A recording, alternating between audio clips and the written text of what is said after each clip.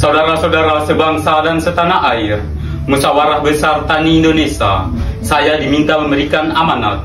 Saya yang menamakan kaum tani Sokoguru Revolusi Indonesia.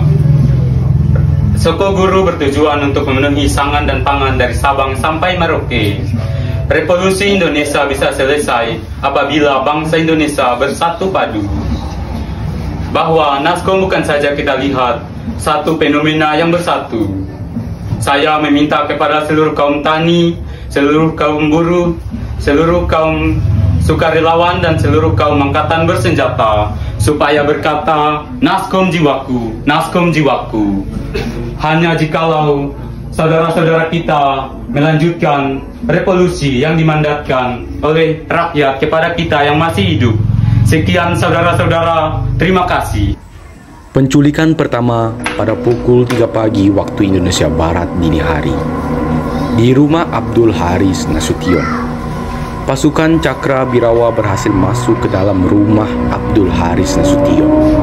Pasukan Birawa tersebut terbang di kamar Abdul Haris Nasution untuk memaksa Nasution keluar. Istri Nasution pun terbangun dan mengintip, melihat bahwa sudah banyak anggota PKI di dalam rumahnya. Kemudian ia pun membangunkan suaminya. Nasution pun menatap anaknya dengan hati yang hancur, seraya pergi melewati jendela kamarnya.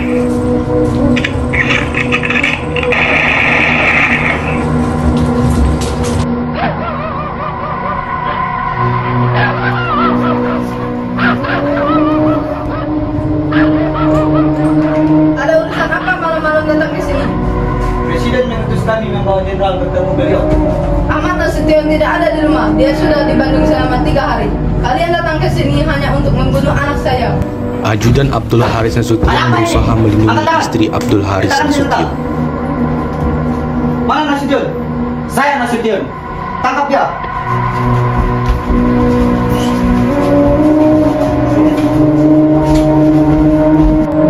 Penculikan kedua di rumah Letjen Ahmad Yani. Pasukan PKI berhasil menyusup di rumah Letjen Ahmad Yani. Bapak sedang tidur dan Dedi.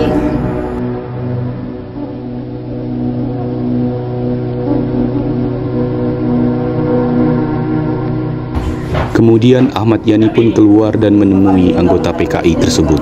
Sekarang, Siap dia. kalau begitu tunggulah saya dulu. Sebaiknya tidak perlu lagi jenderal. Tidak perlu berpakaian. Untuk apa kalian? Lancang kalian.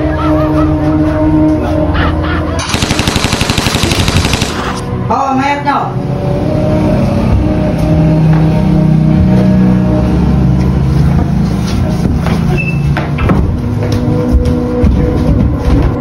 Penculikan ketiga di rumah Sutoyo. Pasukan Cakra Birawa berhasil masuk ke dalam rumah Sutoyo dan memanggilnya di depan kamar. Kami suruh. Atasan kami. Sudah, jangan banyak tanya. Segera ikut kami. Dengan cepat, Serma Surono dan Serma Sattar menarik Brigjen Sutoyo untuk pergi bersama mereka. Penculikan keempat di rumah Siswando Parman. Pasukan Cakra Birawa berhasil menemui sang jenderal tepat di depan rumahnya. Cakra.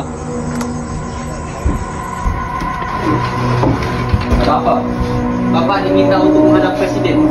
Siswando Parman dan istrinya pun masuk ke dalam rumah untuk mengganti baju.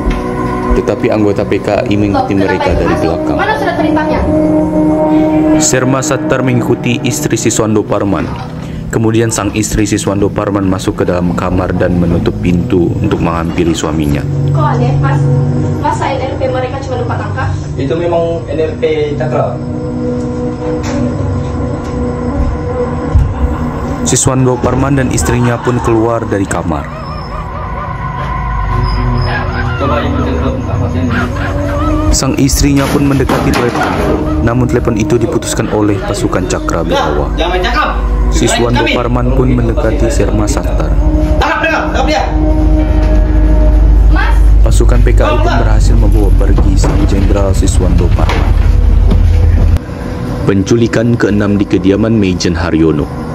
Pasukan PKI mengetuk pintu rumah Haryono. Sang istri pun terbangun dan mencoba untuk membangunkan sang suami. Tetapi sang suami tidak kunjung bangun. Istri sang Meijen pun terbangun dan mengintip dari celah pintu. Kemudian ia membukakan pintu tersebut.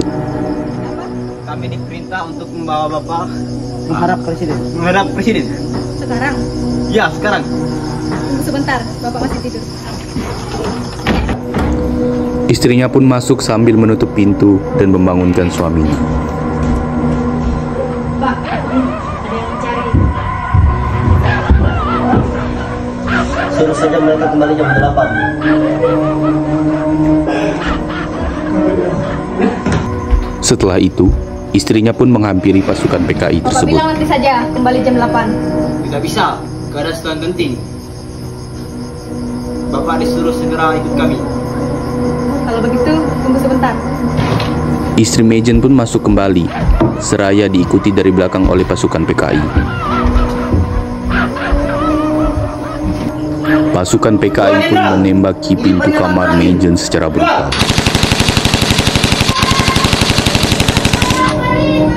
Meijen Haryono mencoba untuk melarikan diri, tetapi ia ditembak dari belakang, sehingga membuatnya meninggal. Jasadnya pun dibawa oleh pasukan PKI.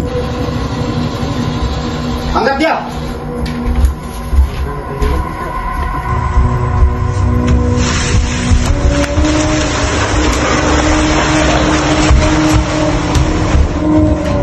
Penculikan kelima di rumah Suprapto. Pada malam itu, Suprapto sedang tidak bisa tidur. Jadi ia duduk di ruang tamu sambil menggambar. Sang istri pun menghampirinya dan bertanya, mengapa ia belum tidur. Loh, kok kayak kuburan toh? Kemudian tak lama setelah itu, istrinya pun pergi dan tidur. Tetapi terbangun setelah mendengar ada orang yang sedang berbincang. Ya, ada apa malam-malam begini? Jenderal dipanggil Presiden, begitu perintah yang kami terima. Malam-malam begini, jam berapa ini? Hampir pagi, Pak. Hampir pagi, tidak salah dengar kamu. Kami kira tidak. Situasi gawat, Jenderal. Bapak Presiden menunggu di istana. Istrinya pun masuk dan mengintip dari celah jendela, Pakaian segera. melihat suaminya dibawa keluar dan dihakimi sampai mati dan dibawa pergi. Istri Suprapto pun keluar dari kamar, Masuk, Bu. Masuk. tetapi ia disuruh masuk kembali oleh Serma Surono. Penculikan ketujuh di rumah Jenderal Donald Ishak Panjaitan. Mendengar suara kegaduhan, sang istri jenderal terbangun dari tidurnya. Pak, bangun rupanya. Jenderal Donald Ishak Panjaitan pun langsung mengambil senjata dan hendak menembak. Tetapi senjatanya tidak bisa dipakai karena macet. Setelah itu, pasukan Cakrabirawa berhasil menerobos masuk ke dalam rumah dan menginterogasi pembantu sang jenderal. Jenderal Donald Ishak Panjaitan pun keluar dari kamarnya. Namun, di saat jenderal sedang berdoa, dia pun ditembak mati oleh pasukan Cakrabirawa dan melihat Jenderal Donald Ishak Panjaitan ditembak mati oleh pasukan Cakrabirawa, sang istri Jenderal Panjaitan pun langsung keluar dari kamar sambil menangis dan mengusapkan darah jenderal di mukanya. Pada hari ini, 4 Oktober 1965, kita bersama-sama dengan mata kepala masing-masing. Kita menyaksikan perbongkaran jenazah para jenderal kita dengan satu perwira pertama dalam satu lubang sumur lama. Jenderal-jenderal kita dan perwira pertama ini telah menjadi korban kebiadaban dari petualangan yang dinamakan Gerakan 30 September. Kalau melihat daerah ini, ada di kawasan Lubang Buaya. Daerah Lubang Buaya termasuk lapangan Halim. Kalau saudara-saudara melihat fakta dekat sumur ini, telah menjadi pusat latihan dari Sukwan dan Sukamwati yang dilaksanakan oleh Angkatan Udara. Mereka melatih anggota pemuda rakyat dan Gerwani. Satu fakta mungkin mereka latihan dalam rangka pertahanan pangkalan, tapi menurut anggota Gerwani yang dilatih di sini dan ditangkap di Cirebon adalah pulang dari Jateng, jauh dari daerah tersebut. Jadi, kalau melihat fakta-fakta latihan apa yang diamatkan Presiden dan pimpinan besar revolusi yang sangat kita cintai, bahwa Angkatan Udara tidak terlihat mungkin ada benarnya. Tapi tidak mungkin tidak ada hubungannya dari peristiwa ini daripada oknum-oknum Angkatan Udara. Saya sebagai anggota daripada Angkatan Darat mengetuk jiwa dan perasaan daripada patriot Angkatan Udara bila mana benar-benar ada oknum yang terlibat dengan pembunuhan yang kejam dari para jenderal kita yang tidak berdosa ini. Saya berharap anggota patriot Angkatan Udara membersihkan anggota Angkatan Udara yang terlibat petualangan ini.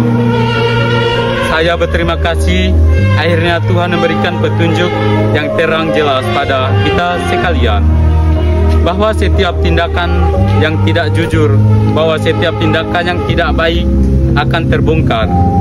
Saya berterima kasih kepada satuan-satuan khusus, Rismin, Parako, KKO, satuan lainnya, serta rakyat yang membantu menemukan bukti ini dan turun serta mengangkat jenazah ini sehingga seluruh korban bisa ditemukan. Sekian saudara-saudara, pidato dari saya ucapkan terima kasih.